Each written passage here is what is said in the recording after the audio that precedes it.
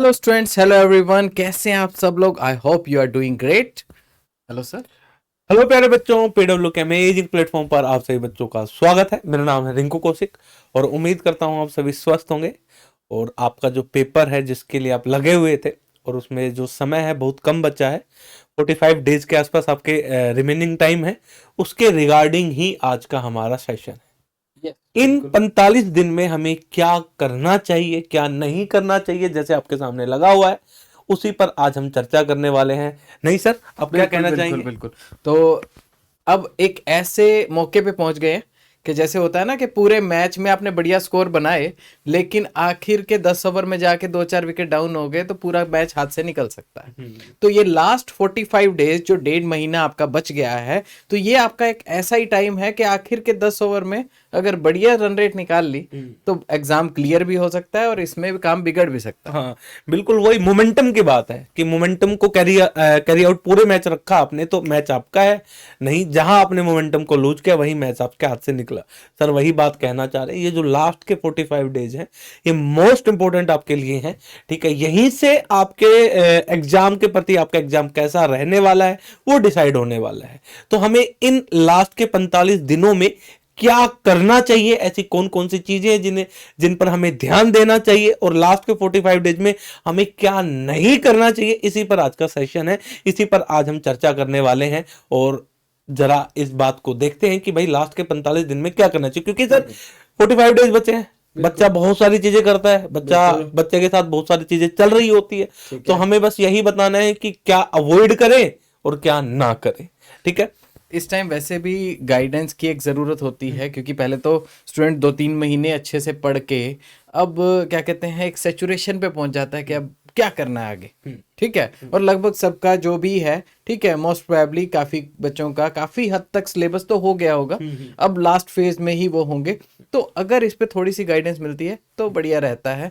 तो सर, सबसे पहले मुझे बताइए कि क्या ऐसी चीज़ है जो आपके सोचने में टॉप प्रायोरिटी चीज है कि ये करना ही चाहिए, स्टूडेंट को ध्यान देना चाहिए। हाँ, तो कुछ पॉइंट मैं बताता हूँ। ठीक है, तो सबसे पहला पॉइंट जो मैं बताता हूँ, आने वाले अब 45 दिन बचे हो आपके। ठीक है, आपको सबसे पहला काम करना क्या है, आपको मॉक टेस्ट पे जाना है। मॉक टेस्ट पे अभी से मत लग जाओ। लास्ट के जब 25 दिन बचे या 30 दिन बचे, लास्ट का एक महीना बचे, तो रोज का कम से कम एक मॉक टेस्ट हमें देना है। डेली बेसिस पे, डेली बेसिस पे एक मॉक टेस्ट हमें देना ही देना है लास्ट के 30 डेज में। ठीक है भाई। मॉक टेस्ट किस टाइम दे? जिस टाइम आपका एग्जाम होता है उसी टाइम आप मॉक टेस्ट दे। मान लो आपका पेपर का टाइमिंग है 12 से 3 बजे, तो आप भी मॉक टेस्ट 12 से 3 बजे के बीच में ही दे, क्योंकि उस समय पर आपके बैठने की आदत बन जाएगी। उस समय पर आपके क्या कहते हैं, पूरा मेंटली और फिजिकली आप वहां पर बैठे हैं, और आपके मेंटली और फिजिकली पूरी एक हैबिट क्रिएट होगी इस 30 दिनों के अंदर। और जब आप 31वें दिन आप जो पेपर देने जा रहे हैं, तो आपको उस दिन ये नहीं लगेगा कि आज कोई पेपर है। उस दिन ये लगेगा कि ये रोज का ही काम है, रोज ही करते हैं, आज भी कर लेंगे। तो जो हेजिटेशन होती है पेपर के वक्त, जो पेपर के वक्त नर्वसनेस आती है बच्चों के अंदर, जो पेपर के वक्त बच्चों के अंदर बहुत सारी चीजें क्रिएट आती है, मतलब घबरा जाता है बच्चा पेपर के समय कि कैसे पेपर लिखेंगे। बच्चा नर्वस हो जाता है बहुत भयंकर तरीके से, बच्चे के हाथ पैर चल नहीं पाते प्रॉपर से, माइंड प्रॉपर से काम नहीं कर पाता, उसको एक मतलब उसको ऐसा लगता है कि आज का इवेंट उसके लिए बहुत बड़ा हो गया, क्योंकि एकदम से हुआ है ना। और वो पिछले 3 दिन 30 दिन से वही काम कर रहा है, तो उसके लिए क्या हुआ, पहले भी दिया है आज भी दे देंगे। तो भाई उसी टाइम पेपर देना है जिस टाइम आपका पेपर होता है। अगर 12 से 3 आपका पेपर है तो 12 से 3 आप पेपर दे। और बेसिकली आपको पता ही रहता है पीछे पैटर्न पे जो एग्जाम होता है ना, जिस टाइम पे उसी पे ही होता है। ठीक है, ऐसा पैटर्न चेंज नहीं होता। ठीक है। नंबर दूसरी बात, आपको क्या करना चाहिए? नंबर दूसरी बात है, आपको रिवीजन करना चाहिए। बिना रिवीजन कुछ नहीं होने वाला। आपने सब कुछ पढ़ा है, मैंने सारे नोट्स पढ़ दिए सर, सर ने जो क्लास में करा है वो सारे क्वेश्चन किए, सारे नोट्स पढ़े, सारी डीपीपी निकाली, अब रिवीजन किया नहीं। क्या लगेगा भाई? ऐसे लगेगा कि यार इलेक्ट्रोडायनामिक में सर ने पढ़ाया तो था कुछ कुछ, मैथमेटिकल फिजिक्स में भी सर या मॉक हाँ टेस्ट जब देंगे तो कोई क्वेश्चन आएगा, हाँ ये तो पढ़ा पढ़ा हुआ हुआ है। है। हाँ। ठीक है, तो रिवीजन तो रेगुलर करना ही पड़ेगा। हाँ। हम्म। तो भाई रिवीजन आपका बेस्ट है। ठीक है, क्योंकि आपका मैं बता रहा हूं कि कुछ फॉर्मूले बेस्ड क्वेश्चन आएंगे और आप ये कहोगे यार ये फॉर्मूला याद होता तो ये क्वेश्चन ठीक हो जाता। और जब लास्ट में रैंक बनती है ना, तो वो 2 नंबर, 3 नंबर, 4 नंबर वो बड़े ही रोल अदा करते हैं आईआईटी में जाने के लिए। तो भाई रिवीजन लगाओ, रिवीजन मस्ट है, ठीक है। रिवीजन करते रहो कंटिन्यू प्रोसेस में, ठीक है। और अपना रिवीजन का डिसाइड कर लो कि ऐसे ऐसे रिवीजन करना है। नंबर तीसरा पॉइंट, हमें और क्या करना चाहिए, ठीक है भाई। नंबर तीसरा पॉइंट हमारे पास है PYQ। अब आपको PYQs लगाने शुरू कर देने हैं, और आपको PYQs पूरे लगाने, पिछले 10 साल के PYQs आपको लगा के आपको उंगलियों पे पता होना चाहिए कि भाई साहब क्लासिकल मैकेनिक्स में क्वेश्चन आता है सेंटर मोमेंट ऑफ इनर्शिया पे हर साल। तो मोमेंट ऑफ इनर्शिया पे क्या मैं क्वेश्चन का कैलकुलेट कर सकता हूं मोमेंट ऑफ इनर्शिया? हाँ मैं निकाल सकता हूं। हाँ भाई क्लासिकल मैकेनिक्स में क्वेश्चन आता है हमेशा सेंट्रल फोर्स पर, ठीक है। वी इफेक्टिव दे रखा होता है, या तो रेडियस पूछता है या एनर्जी पूछता है, जो भी पूछता है। क्या मैं वैसे क्वेश्चन कर सकता हूं? हाँ मैं कर सकता हूं। मैथमेटिकल फिजिक्स के अंदर हमारे पास क्वेश्चन आता है एक पर्टिकुलर टॉपिक पे, या वेक्टर पे, मान लो वेक्टर पे एक पर्टिकुलर टॉपिक पे क्वेश्चन आया, तो क्या मैं उस प्रकार के क्वेश्चन कर सकता हूं? अब आपको ये मन में ये सवाल होने चाहिए कि इलेक्ट्रोडायनामिक में 5 क्वेश्चन बेसिकली इन टॉपिक पे आते हैं, ठीक है। क्लासिकल मैकेनिक्स में 5 क्वेश्चन इन टॉपिक पे आते हैं, क्या इनके जैसे क्वेश्चन मैं सोल्व कर सकता हूं? हाँ मैं कर सकता हूं। तो ये मानो कि आपकी प्रिपरेशन फुल फ्लैश है, आप पेपर के लिए तैयार हो। तो PYQs नहीं छोड़ने हैं, ये गलती नहीं कर देनी है। पहला ही काम यही करना है कि अब PYQs देखना शुरू करो, PYQs लगाना शुरू करो, और आपको आइडिया हो जाना चाहिए कि किस टॉपिक से कहां से क्वेश्चन आते हैं। PYQs एक बार लगाए, कुछ क्वेश्चन नहीं हुए उनको दोबारा लगाओ, फिर नहीं हुए उनको फिर से लगाओ। और जो क्वेश्चन आपने किया और आपसे उसको सॉल्यूशन नहीं हुआ, तो उसमें जो फॉर्मूला यूज हुआ है उसको कहीं लिख लो, ये मोस्ट इंपॉर्टेंट पार्ट है। और इसको रिवीजन करते रहना, ठीक है। क्योंकि जो याद है वो तो याद है, जो याद नहीं है वही तो याद रखना है, ठीक है। तो यही आपको मोस्ट जो 3 चीजें हैं आपको एंड में ये जरूर करने हैं। 45 डेज बचे हैं, ठीक है। PYQs अच्छे से एनालिसिस करना है और PYQs पूरे लगाने हैं। नंबर 1 बात फिर से बता रहा हूं। नंबर दूसरी बात, रिवीजन करना है। रिवीजन हमारे लिए मतलब एक तरीके से जड़ी बूटी का काम करेगा, ठीक है। घाव पे जब घाव हो जाता तो जड़ी बूटी लगा के ठीक करते, तो वो रिवीजन ही काम करने वाला है, ठीक है। और फिर हमें क्या करना है, मॉक टेस्ट देना है। मॉक टेस्ट आपकी प्रैक्टिस का काम करेगा, ठीक है। जब फाइनल मैच में जाओगे फिर आप फटाफट शॉट लगाओगे, ठीक है। तो ये 3 चीजें आपको जरूर करनी है। बाकी सर बताएंगे कि आपको क्या नहीं करना चाहिए, क्योंकि सर ये पार्ट बहुत जरूरी है। हाँ। क्या करे लगभग पता होता है, क्या ना करे इनमें थोड़ा सा बच्चा ध्यान नहीं देता।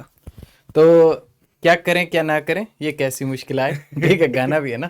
हाँ तो अब हम डिस्कस करते हैं कि भाई देखो क्या नहीं करना चाहिए। तो सबसे पहले जैसे सर ने आपको पॉइंट्स बताए वो बहुत वैलिड हैं कि आपको क्या चीज़ पे ध्यान देना है, क्या चीज़ पे ध्यान अब नहीं देना है, या क्या चीज़ अब नहीं करनी है। एक तो जो मान लीजिए आपके टॉपिक या सब्जेक्ट ऐसे हैं जो अब कच्चे रह गए हैं, या भाई अब रह गया है कि भाई अब इसमें हमने ज़्यादा डेप्थ में नहीं गए हैं, तो अब उससे साइडलाइन रख दो, ठीक है। अब उस पे टाइम इतना मत लगाओ, ठीक है। बजाय इसके कि जो आपके परफेक्ट बढ़िया से टॉपिक तैयार हैं वो सब के सब टॉपिक उनके ऊपर मेहनत करो जो ऑलरेडी आप कर चुके हो। तो आपको क्या नहीं करना है कि जो टॉपिक थोड़े से साइडलाइन रह गए हैं, या आपको लगता है कि वो आपके बेस्ट नहीं है, या वो पार्ट आपको बहुत अच्छे से नहीं आता है, या उसकी प्रोबेबिलिटी क्वेश्चन की उसकी बहुत कम है, तो उसके ऊपर ज़्यादा टाइम नहीं लगाना है, ठीक है। हर टाइम जैसा युग वैसा अवतार, उस तरीके से चलना होता है। जब आप नॉर्मल कभी पढ़ाई कर रहे हो तो कंसेप्चुअली पढ़ो, जितना मर्जी पढ़ो, बहुत चीज़ें ज्ञान के लिए सीखो। लेकिन जब कॉम्पिटिटिव पॉइंट ऑफ व्यू से अब आप आ गए हो, अब आपको एग्जामिनेशन पॉइंट ऑफ व्यू से चलते हुए सिर्फ वो करना है जो एग्जामिनेशन में आने वाला है, बजाय इसके कि इधर उधर की कहानी करो, ठीक है। तो एक तो ये बात जो मुझे मेन लगती है कि स्टूडेंट्स को छोड़ने की कला भी आनी चाहिए। हर बॉल के ऊपर बैट नहीं घुमाया जाता, ठीक है। तो कई बार एज निकल जाता। हाँ, और दूसरी चीज ये है कि जैसे कि आजकल मतलब मैं देख रहा हूँ कि बहुत ज्यादा ये एडिक्शन के तौर पे है। बहुत लोग इवन ड्राइव करते हुए तो भी फोन में ऐसे उंगली उंगली चलाए जा रहे होते हैं, ठीक है। और पता नहीं चलता कितनी देर, 10 मिनट 15 मिनट कैसे कैसे निकल जाते हैं। और फिर बस 5 मिनट और फिर पढ़ूंगा, 5 मिनट और फिर पढ़ूंगा, 1 घंटा गया सर। हाँ, उधर से 2 फिर 3, उधर से अब तो है ना शाम को ही पढ़ूंगा, सो लेता हूँ हाँ। तो वो उधर क्या कहते हैं, मम्मी बैठी सोच रही हैं कि भी बेटा पढ़ रहा है, हाँ। ठीक है। और पता चले कि भी बेटा तो अभी 10 मिनट हो गए, ठीक है, तो मतलब उस चीज को थोड़ा सा स्ट्रिक्टली डिसिप्लिन के साथ, जो भी ऐसी फालतू एप्स आपके फोन के अंदर हैं अनइंस्टॉल करो और साइड कर दो। ठीक है, तो इन सब चीजों को साइड कर दो, क्योंकि ये माइंड को सबसे ज्यादा डिस्ट्रैक्ट करते हैं। आपको टाइम का पता नहीं चलता, कितना टाइम आप उसके अंदर कंज्यूम करोगे, कितना टाइम आप उसमें कंज्यूम, क्या इसको वेस्ट ही कह सकते हैं आप। कितना टाइम आप उसको, ठीक है जब बाद में वेले हो जाओ तो आराम से, ठीक है जो मर्जी आए करना, बट अभी के लिए एक बार कुछ दिन के लिए बिल्कुल स्ट्रिक्ट पैटर्न कि आप ऐसी सब एप्स को जो आपको लगता है कि आपका टाइम खा रही हैं, आपके फोन में स्टैट सारा निकल जाता है कि आपका स्क्रीन टाइम या आपका कितनी एनर्जी, कितनी बैटरी कंजम्पशन कौन सी ऐप कर रही है, ठीक है, कितना स्क्रीन टाइम पे कौन सा ऑन है, तो अपने आप देख के आपको वैसे ही देखना क्या है वो तो आपको पता ही है। ठीक है, तो वो सब चीज़ें मुझे नाम लेने की ज़रूरत नहीं है, उनको आप अनइंस्टॉल करो। क्योंकि देखो कुछ स्टेप होते हैं जो, कुछ चीज़ें एक बार आती हैं साल में, अगले साल आएगी, या आपका एडमिशन, ठीक है, आपके होम टाउन के पास वाले आईआईटी में हो जाए, सो वो बेस्ट चीज़ होती है, बजाय इसके कि आप कई 100 किलोमीटर दूर कहीं दूर जाओगे सिर्फ इस वजह से क्योंकि जी वो आधा घंटा मैं खुद को रोक नहीं पाया टाइम पास करने से। ठीक है, सो आपके पास ज्यादा ऑप्शन रहे, फिर आप चूज करो कि मैं घर के पास वाला लूंगा, तो वो ज्यादा अच्छा है बजाय कुछ भी और। सर के कहने का मतलब ये है कि जो आप टाइम वेस्ट कर रहे हो ना स्क्रीन पर, अगर वो आप अपनी किताबों में लगाओगे तो आपके नंबर 2-4 ऊपर नीचे होंगे। अगर आपके नंबर ऊपर हुए तो आपको मनपसंद आईटी मिलेगी, क्योंकि एंड में जब हम 50 नंबर के आसपास आते हैं तो रैंक 2-4 नंबर में ही काफी बदल जाती है। बिल्कुल ठीक है, तो यही इनका कहने का भाव है कि भाई थोड़ा सा सब्र कर लो, अभी फोन ना चलाओ। ठीक है, और अभी फोन नहीं चलाओगे तो आपको आपके घर के बगल वाली भी आईटी मिल सकती है। ठीक है, अगर आप फोन चलाओगे तो फिर वो नहीं मिलेगी, आपको दूर जाना पड़ेगा। तो सर का भाव यही है। तो मतलब वो आपकी चॉइस पे होगा, अगर अच्छे नंबर आ जाएंगे, नहीं तो फिर वो किस्मत पे होगा।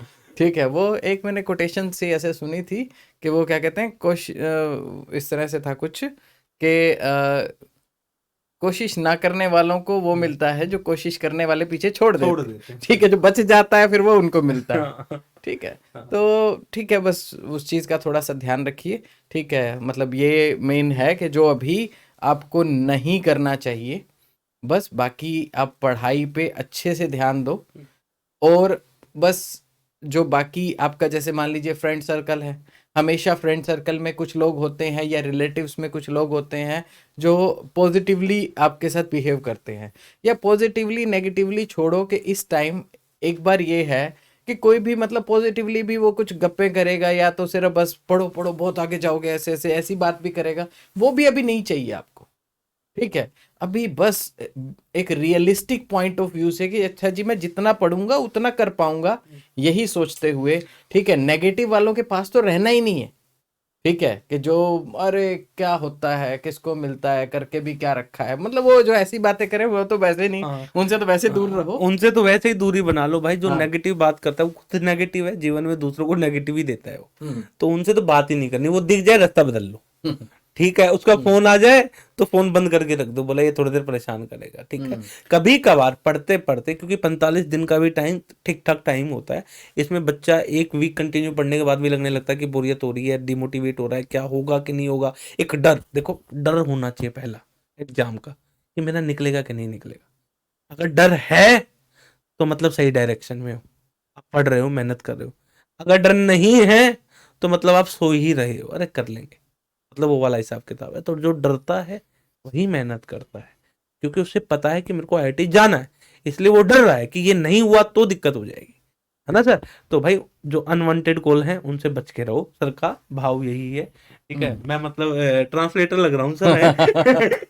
तो मतलब ऐसा होता है ना कि जैसे हमारे भी एमएससी में, जैसे वो क्या कहते हैं, एक मेरा फ्रेंड ही था, उससे जब पूछ लो ठीक है कि भाई क्या पढ़ा, नहीं यार मैंने तो कुछ पढ़ा ही नहीं यार, कल बस वो बुआ जी आ गए थे, मैं बातें कर रहा था वहां पे, रात को मैं सो गया था, उसकी सारी बातें ऐसी होती थी।